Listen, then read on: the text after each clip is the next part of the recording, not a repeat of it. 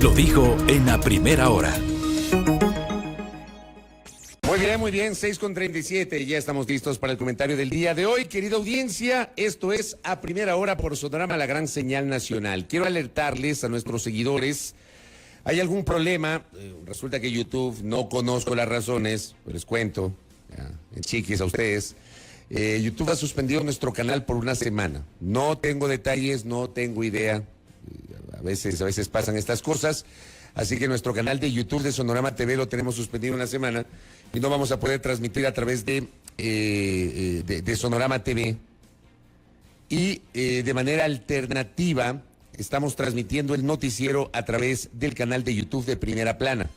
Síganos en Primera Plana, ubiquen el YouTube, no nos busquen como Sonorama TV estos días, es una suspensión de una semana, como digo, no tengo idea de las razones. No nos busquen como Sonorama TV en YouTube, busquen el canal de Primera Plana. Ustedes allí pueden acceder justamente al programa. Vamos a transmitir en el canal de YouTube de Primera Plana estos días mientras dure la suspensión y no por Sonorama TV. La transmisión de Facebook sí estamos a través de la fanpage de Sonorama, donde como siempre tenemos la habitual visualización por parte de nuestra generosa, querida audiencia que se conecta cada mañana con nosotros. Así que les alerto, en YouTube estamos por Primera Plana y no por Sonorama TV, por un tema ajeno totalmente a nosotros. Así que estamos en Primera Plana y en Facebook sí estamos en nuestra fanpage de Radio Sonorama. Estamos evidentemente también a través de nuestras frecuencias en señal abierta, aquí en Quito 103.7 FM estéreo, por internet www.sonorama.com.es, y también empiezo la transmisión del comentario sin rodeos a través de mis cuentas personales en TikTok. Ya se han conectado un montón, Saludos cordiales, ya tengo 200 internautas conectados en TikTok. Muchas gracias por escuchar el comentario sin rodeos. Mi cuenta personal, Fabricio Vela V, en TikTok, síganme por favor. Y en Instagram, Fabricio-Vela, igualmente ya estoy conectado con la gente que me escucha y que me sigue a través justamente de esta plataforma digital. Le envío un abrazo a mi colega y amigo Santiago Carrera, desde el centro del país, un abrazo a la distancia, me dice, te saludamos junto a mi hija Manu Carrera, te escuchamos, gracias, un abrazo, querido Santiago, para ti, también para mi colega Julio Sari, que muy temprano reportó sintonía, al igual que Yomar Ponce Vélez, Alejandra López, que igualmente desde Ambato está conectada con nosotros, mi colega Javier Gallo, que igualmente ya generó un reporte de sintonía muy temprano en la mañana. Abrazos y saludos cordiales para todos y cada uno de ustedes. Muy bien, muy bien. A ver, ¿cómo que no tiene audio? Claro que tiene audio. Está con audio. Que me dicen acá que en YouTube no hay audio. Acabo de escucharme y sí hay audio. Revise su internet, estimado Armando. Sí estamos con audio. Colega Daniel Andrade también está conectado con nosotros a esta hora de la mañana. Bueno. La nenita Tania Tayo también. Qué gusto, Tania, bienvenida. Bueno, hay algunos temas para comentar. Y empecemos por el tema de Danilo Carrera, que lo abordamos como noticia el día de ayer. Y bueno, cuando se difundió la fotografía, fue una fotografía la que se hizo pública de la detención de... No detención, estoy utilizando mal el término, retención del economista Danilo Carrera en el aeropuerto de Guayaquil, automáticamente se me generó un déjà vu. Póngame primero la foto del economista Carrera, para que vean el déjà vu del cual les quiero hablar, de lo que pasó en el aeropuerto de Guayaquil. Esta fotografía, en el aeropuerto de Guayaquil, del economista Danilo Carrera, retenido, no detenido, porque no había orden de detención en su contra, retenido por la Policía Nacional, cumpliendo a su vez una disposición de la Fiscalía General del Estado. Ya vamos a revisar el comunicado de Carrera. Pero esta fotografía en el aeropuerto de Guayaquil, gracias a Roberto Carlos, automáticamente, como digo, una suerte de déjà vu, me transportó, esa fotografía de Danilo Carrera, 18 de abril del 2023. Me teletransportó 4 años atrás, al 4 de mayo del 2019. Póngame la otra fotografía. ¿Se acuerdan de esta fotografía? A quienes nos siguen a través de las plataformas digitales. En el mismo aeropuerto, exactamente en el mismo aeropuerto, igualmente cuando pretendía salir del país, E igualmente fue retenida inicialmente. El personaje que ustedes ven en la pantalla es la doctora Pamela Martínez, quien fue vicepresidenta de la Corte Constitucional y había sido la mano derecha en su momento, una de las personas del despacho del expresidente Rafael Correa, y que se convirtió en la pieza clave para el denominado caso Sobornos. Por supuesto, luego, después de esta detención, después de esta retención, hubo la detención, el caso Sobornos, el famoso cuaderno de la señora Martínez, que escribió en un avión mientras iba en un vuelo Quito-Guayaquil o Guayaquil-Quito, con especificidades de centavos. Bueno, ustedes ya conocen la historia, no me voy a meter en esa historia, simplemente les traigo a colación el déjà vu. Exactamente igual, en el mismo aeropuerto, antes de salir del país, y bajo la figura de la retención. Gracias, Roberto Carlos.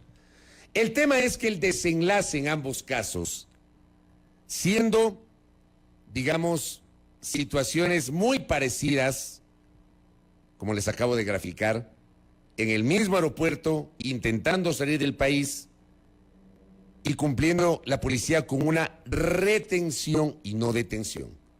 En el caso de Pamela Martínez, luego de la retención y de su declaración, le emitieron orden de detención y ahí comienza toda la historia. En el caso de Danilo Carrera, el desenlace fue totalmente distinto. Ya el economista Danilo Carrera, sin que conozcamos mayores detalles, me imagino yo que los detalles no se conocen porque es parte de una indagación previa. La Fiscalía se limitó a confirmar la retención, pero no ha dicho nada más sobre este tema. Quien se ha dicho es el economista Carrera a través de un comunicado. Póngame el comunicado del economista Carrera, don Roberto Carlos. Anoche emite este comunicado calificando como ilegal su retención en el aeropuerto José Joaquín de Olmedo de Guayaquil. Tengo 84 años, dice. He sido dirigente deportivo y un empresario honesto por más de 6 décadas. No tengo ni he tenido deudas con la justicia. No soy procesado en ningún juicio y mucho menos existen en mi contra medidas como prohibición de salida del país, que solo pueden ser dispuestas por jueces. Por ello, lo ocurrido la noche del 18 de abril del 2023, cuando estaba por viajar al exterior desde el aeropuerto de Guayaquil, fue un atropello. Por eso es importante relatar cómo se dieron los hechos. Y ahí explica que como presidente de la Federación Ecuatoriana de Tenis, fui invitado por la Confederación Sudamericana de Tenis COSAT al congreso que se realizará en Florianópolis, Brasil, el 21 de abril, o sea, mañana. Como titular de la Comisión Senior de la COSAT, era mi obligación rendir mi informe de labores. Mi regreso estaba previsto para el sábado 22 de abril. En el aeropuerto fui abordado por policías que me comunicaron que debía dar una versión a la Fiscalía en una indagación previa que tiene abierta. No obstante que yo lo había hecho las 2 veces anteriores que se me había convocado. A las 22:30 se instaló una audiencia. Mi abogado manifestó que no debía rendir ninguna versión, toda vez que no había sido convocada con la antelación prevista en la ley y no se había indicado sobre qué hechos se requería la ampliación de mi versión. Fui despojado de mi pasaporte, una acción completamente ilegal, ningún juez lo ha ordenado. Este abuso no puede pasar desapercibido ni quedar impune. Como he dicho, no hay ninguna medida judicial en mi contra. Y pese a ello, la Fiscalía se permitió disponer mi inmovilización por 8 horas con el pretexto de que necesitaba realizar varias diligencias investigativas. Yo he trabajado toda mi vida por mi familia y mi buen nombre y lo haré así hasta el último día de mi existencia. Guayaquil, 19 de abril del 2023, Danilo Carrera Druet firma este comunicado. Gracias, Roberto Carlos. ¿Saben cuál es el problema? Y yo entiendo perfectamente que la indagación previa tiene el carácter de reservada. O sea, eso dice la norma, ¿no? La indagación previa tiene el carácter reservada, más allá de que hay pasajes de las indagaciones previas que dependiendo del interés se suelen filtrar a ciertos medios y a ciertos colegas. Perdóneme, pero es así. Y así ha pasado con algunos casos. Así es, con algunos casos ha pasado. Que ciertos temas, porque hay algún interés, le filtran información a ciertos medios, a ciertos colegas para posicionar un frame. Pero en estricto rigor legal, la indagación previa es reservada. Pero sí sería interesante, incluso por un tema de transparencia, saber el contexto de lo ocurrido, hasta para que como sociedad no pensemos mal. No pensemos que la retención del señor Carrera la noche del pasado martes 18 de abril simplemente fue una cortina de humo, un globo de ensayo o un distractor. Porque aquí en el Ecuador somos campeones para crear distractores y cortinas de humo. Campeones. Somos además campeones para atentar contra los derechos constitucionales de las personas. Y somos campeones para no informar y para no explicar. Yo he planteado en varias ocasiones, aunque puede ser cliché, utópico, idealista, la necesidad de que este tipo de cosas se transparenten con la verdad, para que la comunidad sepa.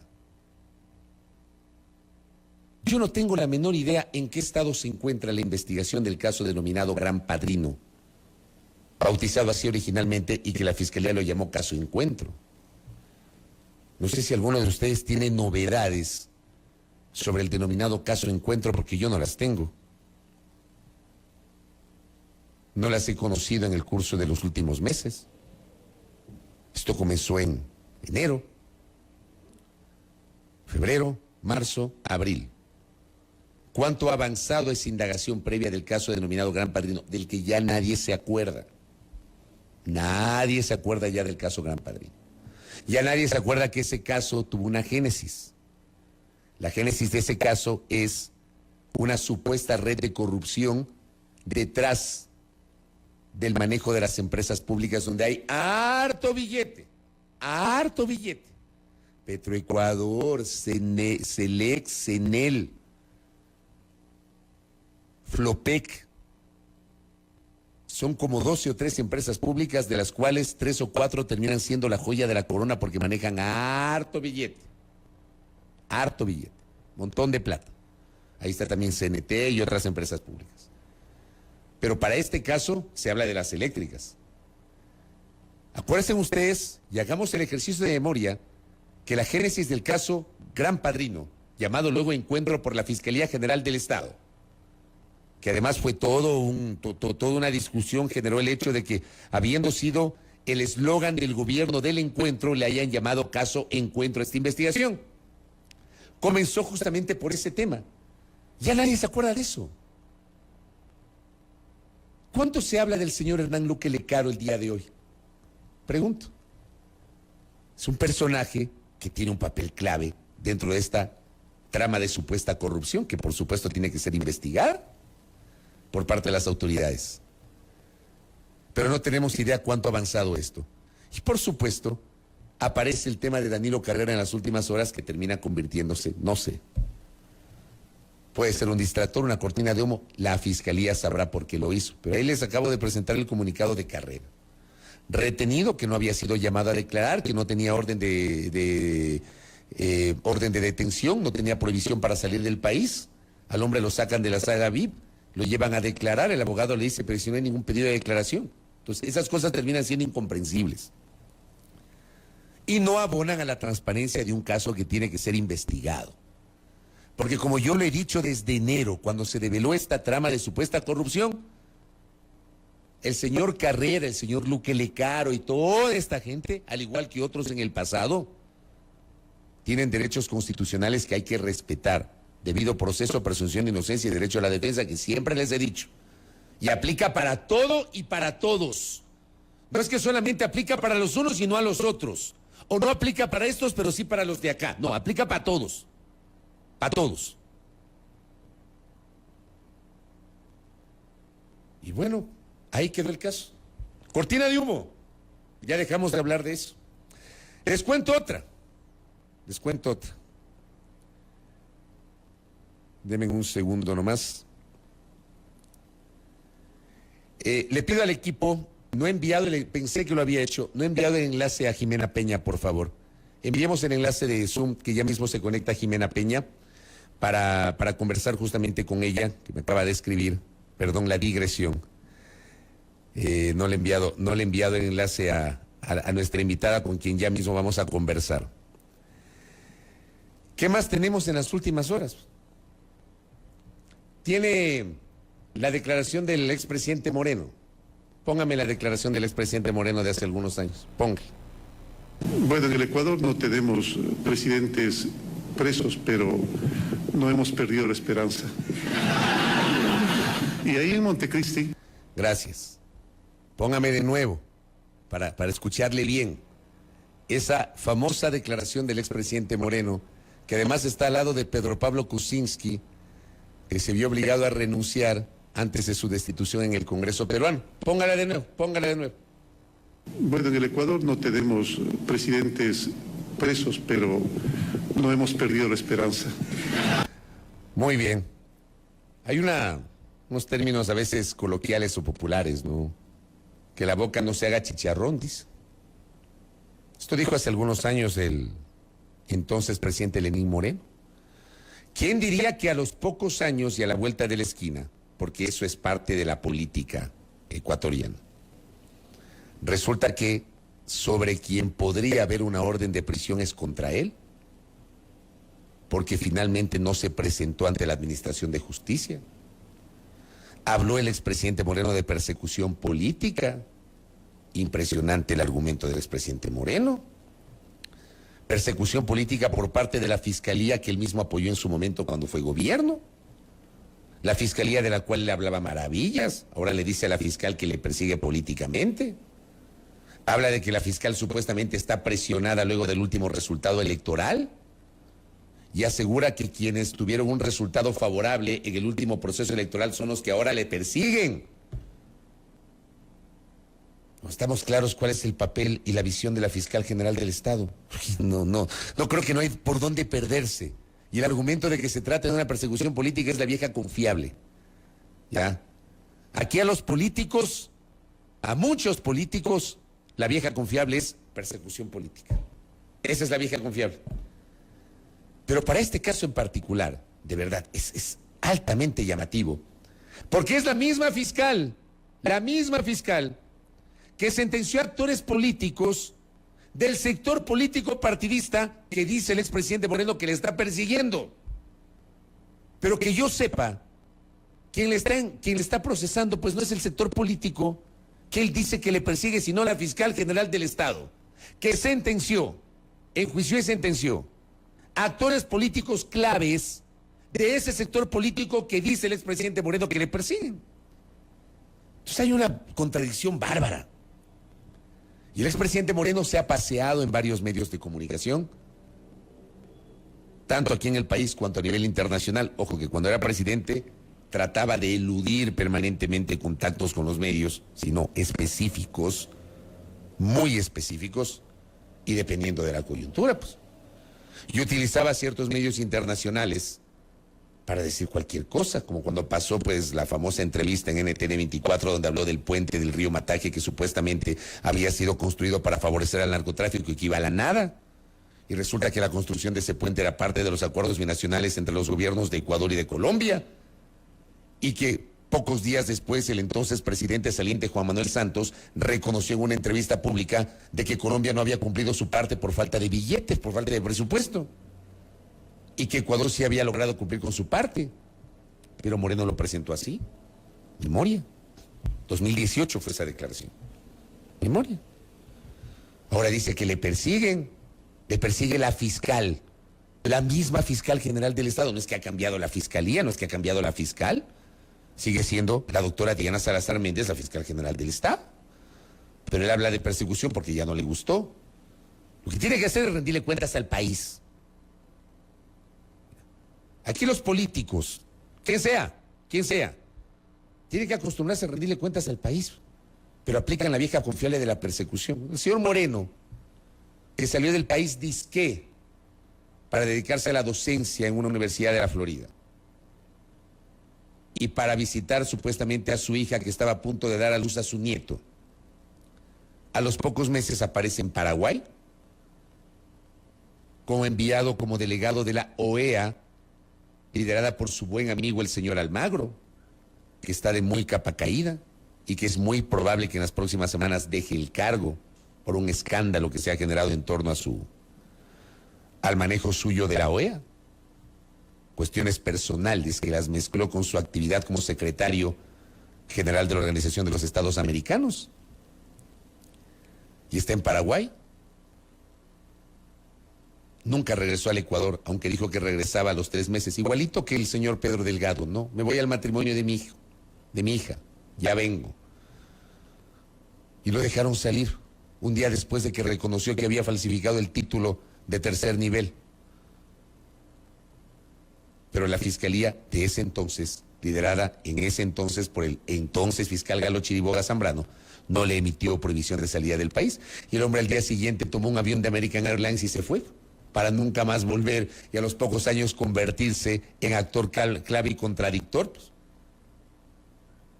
Acordarse nomás de las cosas. Acuérdense del papel del señor Delgado en las elecciones de 2017. Hay que tener memoria. Igual ahora el presidente Moreno salió del país y no va a regresar, al menos voluntariamente no. La Fiscalía ha pedido orden de prisión porque no se presentó periódicamente. Dicen que nada debe. Él decía que había que presentarse antes, ahora hace lo contrario de lo que dice. Las incoherencias. ¿Y quieren más incoherencias? Ya les he presentado algunas incoherencias. Les presento una tercera incoherencia. Hoy es jueves de incoherencias. Evidenciemos las incoherencias. Tiene el comunicado de Revolución Ciudadana. Ahí tenemos otra incoherencia. No incoherencia respecto de una visión que los señores de Revolución Ciudadana han mantenido. Porque está claro que Revolución Ciudadana hace rato está sosteniendo que la salida a la crisis política de la República es la muerte cruzada. Eso no es lo incoherente. Lo incoherente es el momento, el timing. Eso es lo incoherente. Este comunicado que estoy mostrando en la pantalla, sorpresivamente aparece la tarde de ayer. Y claro, unas personas me escribían y me decían, ese comunicado es real. Y sí, el comunicado es real. Y sorprendió. ¿Qué dice el comunicado? Ante la falta de sentido común, primero dice urgente, salida democrática. Ante la falta de sentido común del presidente Guillermo Lasso, que cuidando su buen nombre, entre comillas, no admite estar imposibilitado en todos los sentidos para trabajar en beneficio de otra clase social que no sea la propia. Ante la grave crisis en el Ejecutivo, donde los casos de corrupción son tan inverosímiles como ciertos. Ante la falta de respuesta expedita por parte de la Fiscalía. Ante jueces que liberan sin sentido de justicia y de ética a criminales. No sé, abro un paréntesis, no sé qué tendría que ver el gobierno con ese último. El gobierno no tiene nada que ver con el tema de jueces que liberan sin sentido de justicia y de ética a criminales. Ese es un tema de la justicia, no del Ejecutivo. Cierro paréntesis. Está aquí el comunicado. Dice, no podemos perder la capacidad de asombro. Que el asesinato de militares, policías, guías penitenciarias, de ciudadanos inocentes no quede en impunidad. Que el patriotismo se elige y en concordancia con la Constitución, la respuesta a la grave crisis política y conmoción interna es la muerte cruzada. Fecha de ayer, Quito, 19 de abril del 2023. Gracias, Roberto Carlos. ¿Por qué es incoherente? La posición de Revolución Ciudadana no es incoherente. Es la posición que ha mantenido su principal líder, el expresidente Correa, varios de sus voceros. Ya, acuérdense ustedes lo que pasó el año anterior cuando se pretendió destituir al presidente de la República. Y previo a eso, previo a esa acción de junio del 2022, generaron allí una batería de tweets que fue esa batería publicada por los propios accionistas de Revolución Ciudadana, diciendo que ponen a disposición del pueblo ecuatoriano sus cargos, hablando de la muerte cruzada. No es una postura reciente. Eso no es lo incoherente. Lo incoherente es el timing. Porque ¿cómo se entiende que Revolución Ciudadana saque este comunicado cuando Revolución Ciudadana está impulsando el juicio político? Y el juicio político todavía está siendo tramitado por la Comisión de Fiscalización. Y de ese juicio político ni siquiera todavía han designado al interpelante o la interpelante, que seguramente del lado de Revolución Ciudadana será la asambleísta Viviana Veloz. Pero la ley orgánica de la función legislativa establece que se designen 2 interpelantes. La una segurísimo ha de ser la asambleísta Veloz, porque ella lideró la comisión del Gran Padrino y se ha apersonado de este tema. O sea, no tendría sentido que ella no sea la interpelante. Habrá que ver quién es el otro interpelante. Si es Pedro Zapata, o si los socialcristianos designan a otro, o si es Rodrigo Fajardo, o si es Mireya Pazmiño. Habrá que ver quién es el otro interpelante. ¿Ya? Pero Revolución Ciudadana ha estado liderando el juicio político. Pero si el juicio político está siendo tramitado y está en la etapa de sustanciación, y se han cumplido 2 días de esta etapa llamada acción de la prueba, recibiendo comparecencias, dentro del trámite de este juicio político, no le encuentro sentido a este comunicado. Porque no tiene coherencia con este momento. Sí, coherencia tiene con la postura que han tenido desde el año anterior los señores de Revolución Ciudadana. Sí. Pero no tiene coherencia con este momento. Y por supuesto, pues, yo hago mías las palabras del buen amigo Pedro Donoso, que publicó ayer en su cuenta Twitter. Yo estoy totalmente de acuerdo. El timing adecuado para un pronunciamiento es imprescindible, dice Pedro. Sabe de estas materias. Pues si hay un error en el cuándo, en vez de generar opinión, se puede generar un mito. Pedir una muerte cruzada en este momento puede entenderse como la anticipación del fracaso del juicio político. Es que esa es la lectura. Capaz que esa no es la lectura real, pero es la lectura que se queda en el imaginario. Porque sacan este comunicado mientras se está tramitando el juicio político, planteando la muerte cruzada. Que es lo primero que uno puede pensar. Que se están curando en sano porque no tienen los votos para la censura y destitución del presidente de la República.